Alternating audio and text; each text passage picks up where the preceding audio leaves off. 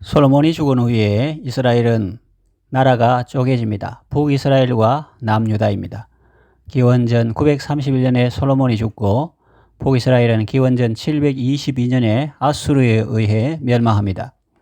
그리고 남유다는 기원전 586년에 바벨론에 의해 멸망합니다. 북이스라엘은 9 왕조를 거치며 19 왕이 통치했고 남유다는 다윗 왕조가 쭉 이어졌는데 20 왕이 통치했습니다. 그 중에서 하나님께 잘했다고 인정받은 왕은 8명이고 그 중에서도 매우 잘했다고 인정받은 왕은 2명인데 히스기야와 요시야입니다. 북이스라엘이 멸망하는 이유는 무엇일까요? 우상 숭배 때문입니다. 이상하죠? 이스라엘 자손은 하나님을 섬기는 사람들인데 왜 우상을 섬겼을까라는 생각이 들 수 있습니다. 그것은 그들이 하나님을 몰랐기 때문입니다. 그래서 우상을 섬기면서도 하나님을 섬기는 줄로 알고 착각 속에 살았던 것입니다. 호세아 2장 16절을 보면 여호와께서 이르시되 그날에 네가 나를 내 남편이라 일컫고 다시는 내 바알이라 일컫지 아니하리라. 이 말이 무슨 뜻일까요? 이스라엘은 바알을 섬겼습니다. 선지자가 와서 말합니다. 우상 숭배하지 마. 그때 그 사람은 이렇게 대답합니다. 큰일 날 소리 하시네요. 제가 언제 우상 숭배했다고 그런 말씀을 하십니까? 저는 하나님을 섬겼어요. 그들은 금송아지를 섬기고 우상을 섬기면서도 자기는 하나님을 섬긴다고 생각했습니다. 우상을 숭배한다고는 꿈에도 생각하지 않았습니다. 왜 그렇게 생각했을까요? 무지했기 때문입니다. 왜 무지했을까요? 배우지 못했기 때문입니다. 제사장이 율법을 가르치지 않았기 때문입니다. 제사장은 왜 가르치지 않았을까요? 그들도 몰랐기 때문입니다. 어째서 이런 일이 생겼을까요? 본문을 보면 그 이유를 알 수 있습니다. 여로보암 때문입니다. 이스라엘이 남북으로 분열된 후 북쪽 사람들은 절기를 지키러 남유다로 갔습니다. 여로보암은 두려웠습니다. 백성들이 자기를 죽이고 유다로 가지 않을까 걱정했습니다.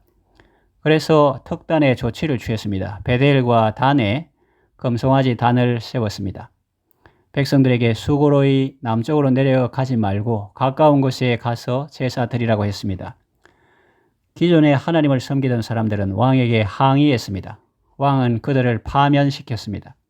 직위에서 해제해버렸습니다. 그래서 그들은 남쪽으로 내려왔습니다. 그래서 북이스라엘에는 하나님과 제사에 대해서 제대로 아는 사람이 거의 없는 실정이었습니다.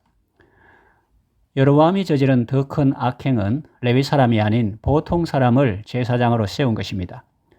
누구든지 소 1마리와 양 7마리 가져오면 제사장으로 안수해서 제사장직을 수행하게 했습니다. 제사에 대해서 알던 사람들은 다 남쪽으로 내려갔고 이제는 레위인도 아니고 제사에 대해서도 잘 모르는 사람이 제사장이 되어서 직무를 수행하니까 그들이 제대로 알고 섬겼겠습니까? 그저 옛날에 자기가 제사 드리던 때를 회상하면서 그때 제사장들이 하던 일을 어깨너머로 본 것을 생각하면서 그것을 따라 했겠죠. 그러다가 세월이 지나면서 그것마저도 사라지고 어떤 기준도 없이 자기 마음대로 제사를 드렸을 것입니다. 우리는 하나님을 섬길 때 하나님의 말씀대로 섬겨야 합니다. 그렇지 않고 어떤 형상을 만들고 자기가 고안한 방법대로 섬기는 것은 10계명의 제2계명을 범하는 것입니다. 참고로 1계명은 일반 우상을 말하고 2계명은 하나님 우상을 말한다고 보시면 되겠습니다. 다 우상 숭배하는 것입니다. 여로보암의 길은 과거에만 있었던 것은 아닙니다. 지금도 여로보암의 길로 행하는 사람이 있습니다. 요한계시록에 보면 그때도 발람의 길을 걷는 사람이 있었고 이세벨의 교훈을 따르는 사람이 있었습니다. 지금도 마찬가지입니다. 시대는 바뀌고 사람은 바뀌어도 그 사상은 그대로 이어져 내려오고 있습니다.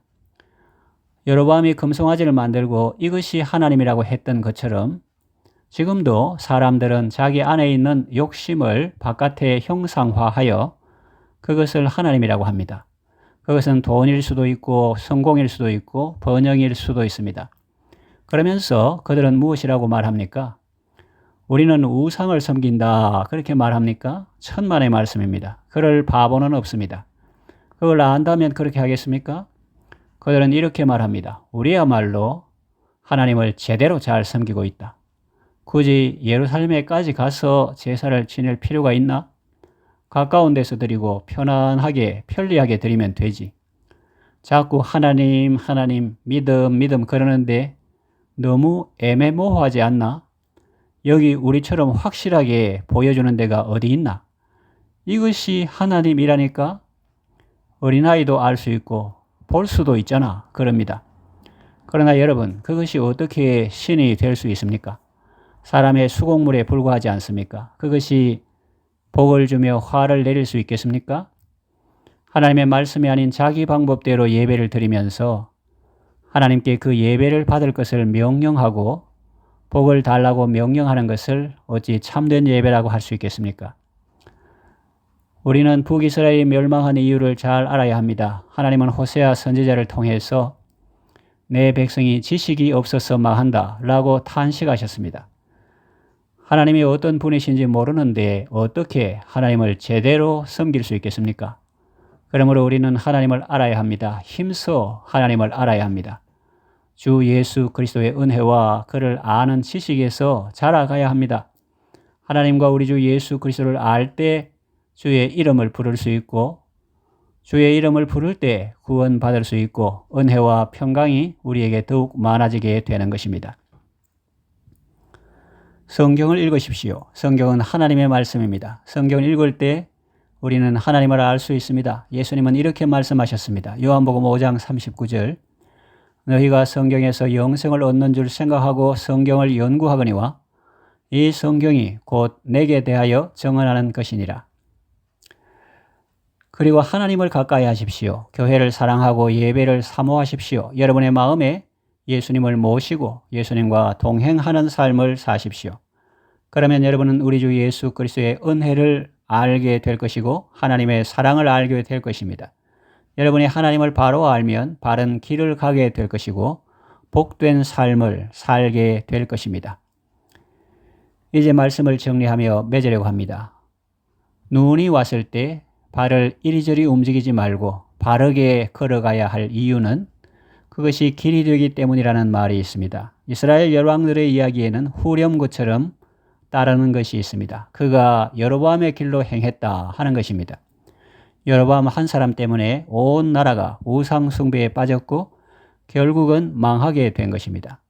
반면에 유다 왕들의 기록을 보면 다윗의 길로 행하였다는 표현이 있습니다. 한 사람이 나라를 망하게 할 수도 있고 한 사람이 나라를 흥하게 할 수도 있습니다.